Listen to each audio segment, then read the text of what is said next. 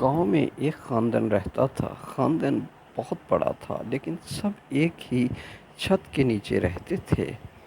اتنے بڑے گھرانے میں تمام بچے پڑھے لکھے تھے لیکن ان میں سے کوئی بھی کام نہیں کرتا تھا۔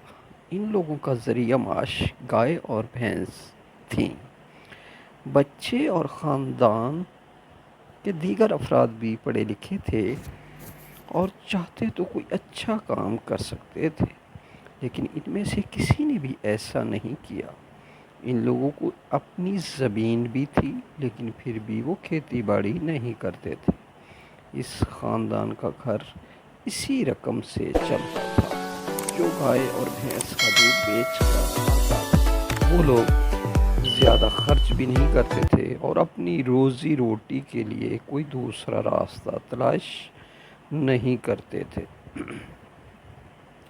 ایک دن ایک دور کا رشتہ دار ان کے گھر آیا۔ وہ دیکھتے ہیں کہ اس خاندان میں سے کوئی بھی کمانے کے لیے نہیں جاتا۔ رشتہ دار کو اب یہ جاننے میں بڑی دلچسپی ہے کہ اگر اس گھر سے کوئی کمانے نہیں جاتا تو ان لوگوں کا گھر کیسے چلتا ہے؟ اس خاندان کا ذریعہ معاش کیا ہے؟ کیا یہ سب کوئی کاروبار بھی نہیں کرتے؟ رشتہ دار تو دور کی بات تھی، انہوں نے گھر میں کسی سے ایسا سوال کرنا مناسب نہ سمجھا۔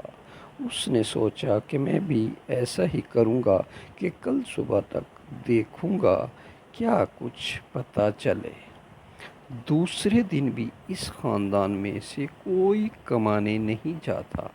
اس دن جب لوگ صبح سویرے اپنے گھر میں دودھ لینے آتے ہیں تو گھر آنے والے رشتہ دار کو معلوم ہوتا ہے کہ یہ خاندان دودھ بیچ کر زندہ رہتا ہے۔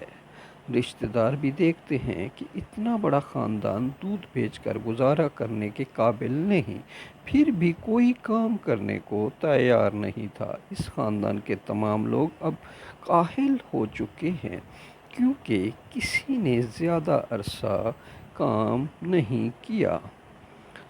اس رشتہ دار کو لگتا ہے کہ اس خاندان کے لوگوں کی سستی ختم ہونی چاہیے۔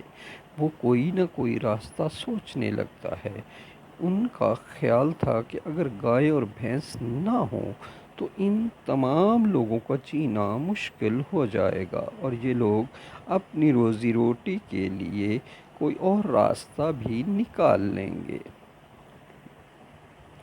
رشتہ دار نے کوئی تدبیر سوچی اور وہ اس خاندان کی روزی روٹی یعنی گائے اور بھینس کو رات گئے اپنے ساتھ لے جاتا ہے اور وہاں سے چلا جاتا ہے۔ گھر والے اگلی صبح اٹھ کر دیکھتے ہیں کہ کسی نے گائے اور بھینس چرا لی ہے۔ گھر میں رشتہ داروں کو نہ دیکھ کر سب کو پتہ چل گیا کہ یہ کام اسی رشتہ دار نے ہی کیا ہے۔ گھر کے سبھی لوگ اس رشتہ دار کے بارے میں اچھا برا کہنا شروع کر دیتے ہیں۔ ان سب کا واحد ذریعہ معاش ہی نہیں رہا، اس لیے وہ بہت پریشان ہو رہے تھے۔ اب گھر کے سب لوگوں نے یہ سوچ کر حیران ہو رہے تھے کہ زندگی کیسے گزرے گی۔ ان لوگوں نے کافی عرصے سے کوئی کام نہیں کیا تھا، اس لیے اب ان میں سے کوئی کام کرنے کو کسی کا دل نہیں کر رہا تھا۔ وہ سب کچھ دن گھر بیٹھے اور لیکن یہ سلسلہ کب تک چلے گا؟ چند ہی دنوں میں وہ لوگ کھانے پینے کے لیے رونے لگے۔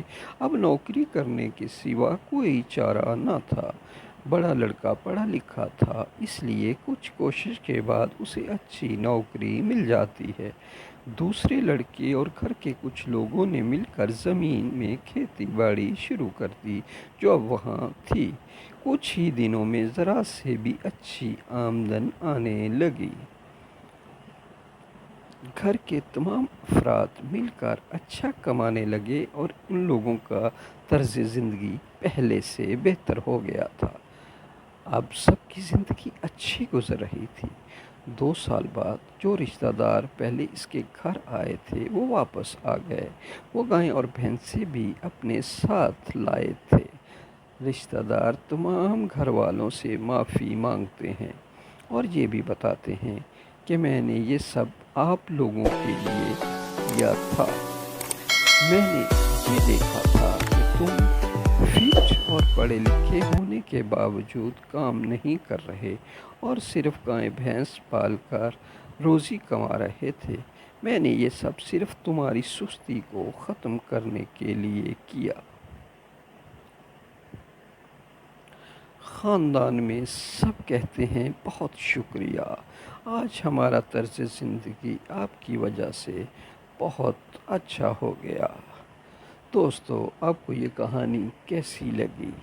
اگر اچھی لگی تو کمنٹس کریں، پلیز لائک کریں، شیئر کریں، سبسکرائب کریں اردو ڈائری 1۔